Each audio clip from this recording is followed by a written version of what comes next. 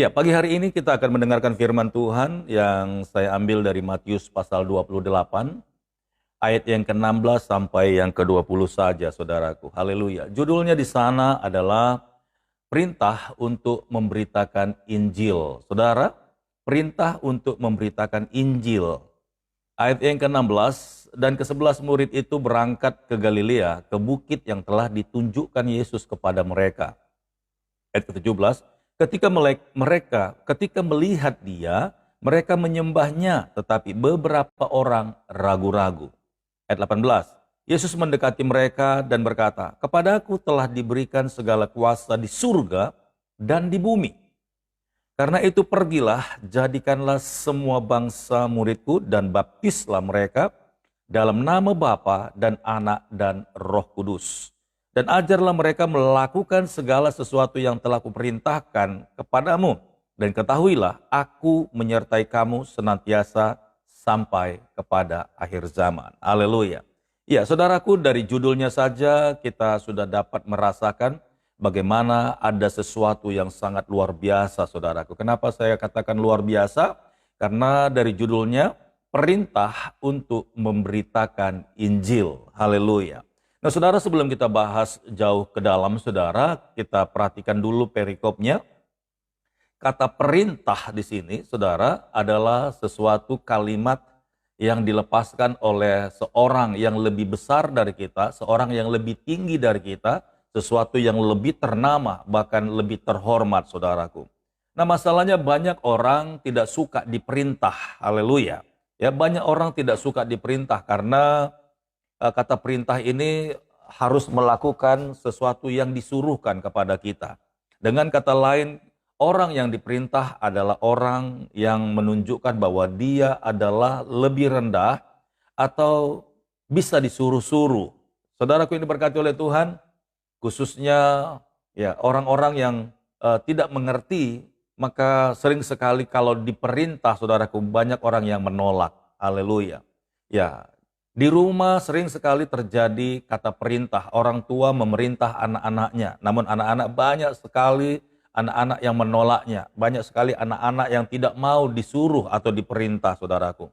Begitu juga ketika kita bekerja di kantor, atasan kita memerintah kita, saudaraku, untuk melakukan satu hal, sekalipun pekerjaan itu sangat sepele, bahkan mungkin sangat sederhana dan orang melihat bahwa siapa saja bisa mengerjakannya. Tetapi saudaraku, ketika kita diperintah oleh atasan kita, maka itu sebenarnya adalah sesuatu yang membuat kita lebih naik, saudaraku. Ya, lebih terlihat. Kenapa, saudaraku?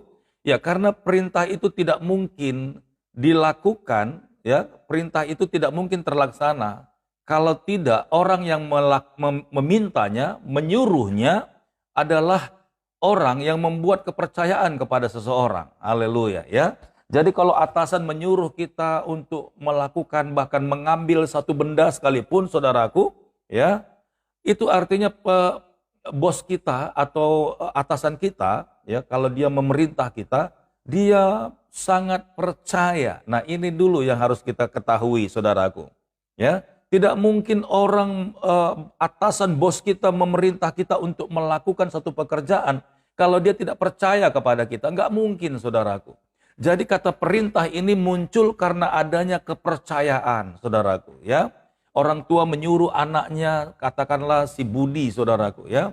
Ketika orang tuanya ini percaya bahwa si Budi ini dapat mengerjakannya, maka si Budilah yang diperintah oleh orang tua ini untuk melakukannya. Contoh misalnya mengangkat air satu ember, si Budi ini sudah kuat dan sanggup mengangkatnya. Gak mungkin adiknya si Budi ini disuruh untuk mengangkat air satu ember itu karena dia masih kecil dan dia tidak kuat, saudaraku. Tentulah orang tuanya ini akan menyuruh si Budi yang dipercaya sanggup mengangkat ember itu, saudaraku. Nah, terlebih lagi kalau kita di mana-mana, saudaraku, ya, ini hubungan kerja, hubungan atasan, saudara, kalau dia menyuruh kita, contohnya pergi ke sebuah bank untuk mencairkan sebuah kwitansi ataupun apa namanya itu, ya, berupa uang atau apapun gitu, mau dimasukkan ke bank gitu. Nah, Atasan kita itu tidak mungkin mau menyuruh orang yang tidak dipercayanya. Ya, bos kita itu tidak mungkin menyuruh orang-orang yang tidak diyakininya. Tentulah dia mencari orang yang dapat dipercaya, saudaraku. Itulah perintah. Jadi kalau saudara dan saya diperintah oleh Tuhan, itu artinya Tuhan sangat mempercayai kita untuk kita melakukannya, saudaraku. Jadi pada pagi hari ini kita harus tahu, orang-orang di luar sana tidak suka dengan kata perintah karena dia tidak mengerti, karena dia tidak tahu apa itu perintah, saudaraku. Jadi pagi hari ini, ya, kata perintah ini muncul itu sebenarnya karena adanya kepercayaan, saudaraku. Adanya kepercayaan. Jadi kalau saudara diperintah oleh siapapun, baik orang tua saudara, bos saudara, bahkan istri saudara, ya, jangan tolak, saudara, karena siapapun yang menyuruh kita untuk melakukan sesuatu, itu artinya karena dia sangat percaya, saudaraku. Karena kepercayaan itu mahal, ya. Ada banyak orang-orang di sekitar kita, namun kita tidak percaya, bahkan kita mempertanyakannya, karena kita takut nanti kalau apa yang kita suruh, apa yang kita minta, apa yang kita agar dia lakukan itu, saudaraku, tidak sesuai dengan isi hati kita, ya. Haleluya. Nah, di sini saudara, kata perintah ini muncul, perintah untuk memberitakan Injil. Nah, biasanya kalau orang sudah mengerti kata perintah ini, saudara, tentu dia akan melakukan melebihi dari apa yang biasanya, saudaraku. Contoh begini, biar lebih gampang, saudara, ya. Nah, satu kali, ini kesaksian dari saya, saudara, ya, kesaksian yang pernah saya alami. Satu kali ketika saya sedang dekat dengan perempuan, itu yang menjadi istri saya sekarang, istrinya Pastor Daud, ya.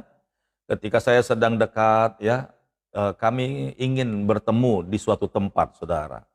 Nah, ketika kami ingin bertemu di suatu tempat, katakanlah itu mall, saudara, karena di Jakarta itu biasanya kalau tempat untuk ya ketemuan lah, ya, atau di mana gitu. Nah, satu kali, saudara, ya, istri saya yang sekarang ini dulu ketika masih saya coba untuk dekatin, saudara, ketika dia katakan, yuk kita ketemuan, nanti ketemu kita di suatu tempat begitu, ya. Lalu ketika dia telepon saya, saudara, itu saya sangat senang sekali, ya, karena memang saya juga kepingin ketemu sama dia. Ketika dia katakan nanti hari H misalnya, ya, kita ketemuan yuk gitu. Di mana? Di sono, di mall gitu. Ayo. Nah, saudaraku yang diberkati oleh Tuhan, ketika saya mendapatkan perintah, ya, untuk datang ke tempat itu, dengar baik-baik, saudaraku, saya nggak mungkin asal datang saja, saudara. Tidak mungkin. Maka pada hari hanya saya mulai mempersiapkan yang terbaik agar nanti ketika berjumpa dengan kekasih saya itu, saya terlihat tampil lebih baik, lebih elegan, dan lebih mantap gitu loh sebagai seorang laki-laki, ya. Pagi-pagi saya sudah beresin semua pakaian apa yang mau saya pakai, kemudian baju itu saya setrika, saudaraku, ya, rapi banget pokoknya, celana disetrika, baju disetrika, rambut dipotong, saudara, ya, muka dibersihin, kemudian parfum dipersiapkan, saudara. Haleluya, praise the Lord. Nah, saudara, karena saya ingin berjumpa dengan seseorang yang sangat spesial di dalam hidup saya, maka ketika ada kata perintah untuk berjumpa, untuk bertemu dengan dia, saudara, maka saya mempersiapkan segala sesuatu yang terbaik. Karena apa, saudara? Karena ada sebuah kepercayaan, bahkan hatinya telah diberikan kepada saya, saudara. Haleluya. Nah, begitu juga Tuhan Yesus ini, saudara, ya. Ketika dia memanggil murid-muridnya dan memerintahkan untuk berjumpa di suatu tempat, maka murid-muridnya itu antusias, saudaraku, ya. Ayat ke-16 dan ke-11, murid itu berangkat ke Galilea, ke bukit yang telah ditunjukkan Yesus kepada mereka.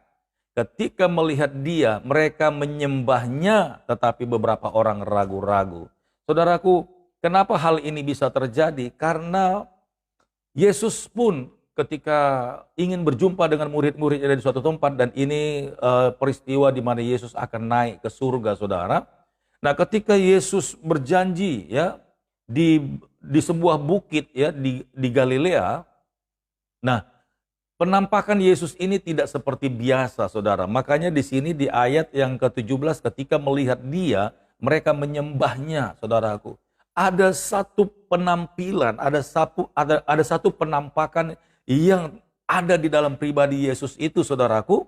Itu di luar, bahkan tidak seperti biasa. Kemuliaan Allah melingkupi tubuh Yesus itu. Kemuliaan Allah ya dari atas kepalanya itu sampai ke ujung kakinya itu tidak seperti Yesus yang biasa lagi, karena memang ketika Yesus sudah bangkit dari kematian, saudara, itu dia sudah sudah masuk dalam tubuh kemuliaan.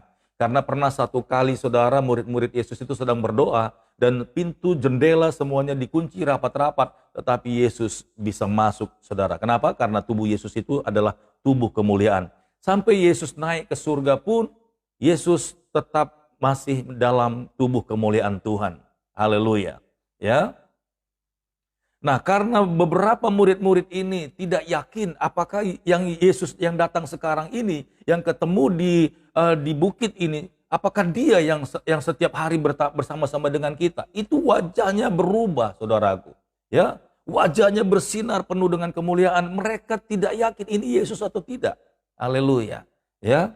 Nah, jadi saudaraku, sama seperti saya tadi, saudara, ketika saya ingin berjumpa dengan istri saya, penampilan saya itu berbeda, tampil beda, saudara. Agar apa? Untuk meyakinkan agar kekasih saya itu benar-benar menaruh harapan yang kuat kepada saya. Benar-benar masuk ke dalam perasaannya saya, saudaraku. Dan kami bisa enjoy dan bisa menikmati kebersamaan pada saat itu, saudara. Nah, jadi Yesus menunjukkan kemuliaannya, ya, kealahannya, saudaraku. Tetapi sayang ada beberapa murid-muridnya ragu-ragu. Kenapa? Karena memang beberapa murid ini tidak membuka hatinya, tidak masuk ke dalam apa yang dirasakan oleh Tuhan Yesus untuk pertemuan di tempat itu. Ayat 18, Yesus mendekati mereka dan berkata, "Kepadaku telah diberikan segala kuasa di surga dan di bumi." Haleluya. Seharusnya ini menjadi suatu ungkapan yang membuat murid-muridnya itu merasa amazing, saudaraku. Merasa exciting. Karena ketika mereka melihat Yesus dalam kemuliaan Allah di sini, ya, tidak seperti biasa. Yesus mendekati mereka dan berkata, saudaraku, "Kepadaku telah diberikan segala kuasa di surga dan di bumi. Karena itu, pergilah, jadikanlah semua bangsa muridku, dan baptislah mereka dalam nama Bapa dan Anak dan Roh Kudus." Saudaraku yang diberkati oleh Tuhan, ya, ketika Tuhan Yesus menyatakan kekuatannya, kuasanya, pribadinya, ya, ketika dia katakan, "Kepadaku telah diberikan segala kuasa di surga dan di bumi." Haleluya. Ini adalah satu waranti, jaminan, saudaraku, bahwa di bawah kolong langit ini tidak ada nama lain atau nama siapapun yang berkuasa, yang dapat menyelamatkan, yang dapat membawa kita sampai ke surga selain nama Yesus, saudaraku. Jadi jaminan ini, ya, ini sangat meneguhkan murid-murid Yesus. Maka mereka bersuka cita, saudaraku. Di ayat lain, di Lukas 24, saudara, Lukas 24 ayat 37, 38 sampai 50, 53. Kita akan baca, saudara. Lukas ayat 24 ayat 37 dan 38. Mereka terkejut dan takut dan menyangka bahwa mereka melihat hantu. Jelas perubahan penampakan daripada Yesus ini lain daripada biasanya, saudara. Ya. Ayat 38, akan tetapi ia berkata kepada mereka, "Mengapa kamu terkejut dan apa sebabnya timbul keraguan-raguan di dalam hatimu?" Nah, jadi di kitab Lukas ini dijelaskan, saudara. Dijelaskan ketika pertemuan mereka itu penampakan Yesus, penampilan Yesus itu berbeda daripada yang biasanya, membuat orang lain ragu. Saudaraku yang diberkati oleh Tuhan, ya. Ketika perintah ini diterima dengan baik-baik, saudaraku, maka ada satu hubungan yang sangat kuat, ya, yang sangat kuat itu muncul dari yang memerintah kepada yang diperintah. Dan ketika kita dekat dan punya hubungan yang baik, maka kita akan melakukannya dengan tampilan yang luar biasa. Yesus meyakinkan murid-muridnya, inilah aku yang selama ini, yang kita selalu mengalami kebersamaan. Dan sekarang kamu boleh lihat, inilah aslinya. Dan Yesus mendekati mereka, ya, lalu mengatakan bahwa segala kuasa di surga dan di bumi telah diberikan kepadaku. Wow. Kira-kira saudara, kalau seandainya dalam pertemuan saya dengan kekasih saya pada saat itu, dia menceritakan aslinya saudara, dan menjadi satu kebanggaan, satu pengharapan buat saya, tentu saya akan lebih bersuka cita lagi saudara. Dan dia menyatakan isi hatinya dan memberikannya sepenuhnya kepada saya, maka saya mulai hari itu gembiranya bukan main saudaraku. Haleluya. Nah, kita lihat saudara, ayat 50 sampai 53, sebelum Yesus naik ke surga, lalu Yesus membawa mereka keluar kota sampai dekat Betania. Di situ ia mengangkat tangannya dan memberkati mereka. Dan ketika ia sedang memberkati mereka, ia berpisah dari mereka dan terangkat ke surga. Mereka sujud menyembah kepadanya, lalu mereka pulang ke Yerusalem dengan sukacita. Haleluya. Mereka senantiasa berada di dalam bait Allah dan memuliakan Allah. Saudaraku yang diberkati oleh Tuhan, pagi hari ini saudara, ya, ketika Tuhan memerintahkan kita untuk memberitakan Injil, saudaraku, siapapun saudara yang ada di balik layar ini, ya, baik saudara yang ikut live ataupun di tayangan ulang, renungan pagi hari ini memastikan kita agar kita melakukan tugas yang diperintahkan oleh Tuhan Yesus kepada kita untuk memberitakan Injil. Dan tidak ada keraguan-raguan. Ketika Tuhan memerintahkan kepada kita untuk pergi memberitakan Injil, maka tidak hanya sekedar pergi begitu saja saudaraku, tapi kita mempersiapkan segala sesuatu yang terbaik untuk menyambut amanat yang disampaikan oleh Tuhan Yesus kepada kita anak-anaknya saudara. Tetapi jangan takut, Tuhan telah menyerahkan otoritas itu. Segala kuasa di surga dan di bumi telah diberikan kepadaku. Dan itu yang diberikan Tuhan kepada kita saudara. Jadi apa saja yang kita minta, apa saja yang kita katakan, apa saja yang kita doakan, itu Tuhan connecting langsung dengan kita. Karena perintah itu, kuasa itu, dan di dalam nama Yesuslah kita melakukan tugas perintah itu saudaraku. Haleluya. Ayat 18, Yesus mendekati mereka dan berkata kepadaku, telah diberikan segala kuasa di surga dan di bumi. Karena itu pergilah, jadikanlah semua bangsa muridku, dan baptislah mereka dalam nama Bapa dan Anak dan Roh Kudus. Dan ajarlah mereka melakukan segala sesuatu yang telah kuperintahkan kepadamu. Dan ketahuilah, aku menyertai kamu senantiasa sampai akhir zaman. Dan Tuhan berjanji tidak tinggalkan kita. Itu artinya apa saudaraku? Di dalam kehidupan kita, di dalam ketaatan kita, di dalam tugas kita untuk melayani Tuhan saudara. Ingat baik-baik, aku menyertai engkau sampai akhir zaman. Ini bukan hanya berbicara tentang keselamatan, ini bukan hanya berbicara tentang penyertaan dalam melayani Tuhan saja, tapi segala hal, ya, segala hal, everything, apa saja yang kau butuhkan. Ketika kita mau taat dan melakukan apa yang Tuhan Yesus perintahkan, maka Tuhan Yesus sudah menjamin semuanya. Sudah memastikan apa yang menjadi keperluan kebutuhan kita. Semuanya include saudaraku. Tidak ada yang terkecuali. Semuanya sudah dilengkapi sama Tuhan. Masalahnya sekarang, siapa yang mau diperintah oleh Tuhan? Siapa yang mau pergi untuk Tuhan? Siapa yang mau melakukan tugas pemberitaan Injil ini? Saudara mungkin bertanya, Pastor Daud, bagaimana caranya saya memberitakan Injil? Sementara saya ini kan bukan pendeta, sementara saya ini kan bukan majelis penatua dan pelayan gereja. Saudaraku ini berkati oleh Tuhan. Dengar baik-baik. Semua orang yang punya hubungan dengan Tuhan tidak mesti harus mendapatkan jabatan-jabatan yang seperti ada di dalam literatur gereja, saudara. Tetapi orang yang punya hubungan dekat dengan Tuhan, maka orang itu dipakai Tuhan untuk menyampaikan Injil kemanapun dia berada. Ya, dimanapun saudara pergi, saudaraku, di mulut saudara telah diletakkan Tuhan yang namanya kebenaran. Telah diletakkan Tuhan yang namanya Injil yang berupa tentang kesaksian, saudaraku. maka ceritakanlah itu kepada banyak orang dimanapun saudara berada. Itu adalah tugas kita. Pertanyaan terakhir saudaraku, haleluya. Ya, ketika Tuhan sekali lagi memerintah kita untuk memberitakan Injil, itu bukanlah suatu beban bagi kita, tetapi itu adalah satu tanda bahwa Tuhan sangat percaya kepada saudara dan saya pada pagi hari ini. Haleluya, praise the Lord, praise the Lord. Jadi mari sama-sama saudaraku, ketika kita diberikan kepercayaan oleh Tuhan, mari lakukan dengan sepenuh hati, mari lakukan dengan sungguh-sungguh. Karena masih banyak orang-orang di luar sana yang menunggu dan mengharapkan Tuhan Yesus mempercayai mereka untuk memberitakan Injil ini. Tetapi kalau saudara digerakkan oleh Tuhan, saudara ditunjuk oleh Tuhan, maka bersukacitalah saudaraku. Haleluya, praise the Lord. Baik saudara-saudaraku yang diberkati oleh Tuhan, sampai di sini renungan pagi hari ini saudara. Kiranya saudara-saudara semuanya boleh mendapatkan berkat daripada firman Tuhan yang telah Pastor Daud sampaikan.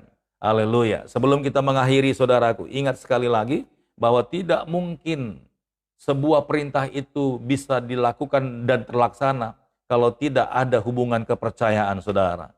Jadi siapapun yang memerintah saudara, apakah orang tua saudara, kekasih saudara, suami saudara, istri saudara, ataupun atasan saudara, jangan menolaknya. Sebab ketika saudara diperintah dalam perkara kecil sekalipun, itu karena dia teramat yakin, dia sangat mempercayai saudara untuk melakukannya. Puji Tuhan saudaraku, haleluya. Mari sama-sama kita berdoa. Bapa, di dalam nama Tuhan Yesus, hamba mengucap syukur pada pagi hari ini. Kalau pagi hari ini kami boleh mendengarkan renungan firman Tuhan. Sekalipun sederhana Bapa, tapi kami mengingat bahwa ada alasan besar di balik perintah yang Engkau sampaikan kepada kami pagi hari ini, yaitu kepercayaan Tuhan. Terima kasih Bapa yang baik, dan pada pagi hari ini hamba memberkati dan berdoa buat saudara-saudaraku yang mendengarkan dan melihat video live streaming baik di tayang ulangnya juga Tuhan. Berkati mereka Tuhan Yesus, lindungi mereka, jamah mereka Tuhan, buat anak-anak-Mu ini Tuhan bersungguh-sungguh untuk melayani Engkau. Terima kasih Bapa yang baik, hamba-Mu telah selesai, Tuhanlah yang meneruskannya. Terpujilah Tuhan Yesus Bapa kami yang baik. Terima kasih Tuhan, sebelum kami berpisah, biarlah berkat dan kasih anugerah dari Bapa di surga, dan kasih daripada anaknya Tuhan Yesus Kristus, serta penyertaan daripada Roh Kudus, menyertai dan mengurapi kami sampai Tuhan Yesus datang kedua kali. In Jesus' name, haleluya, haleluya, haleluya. Amen. Praise the Lord.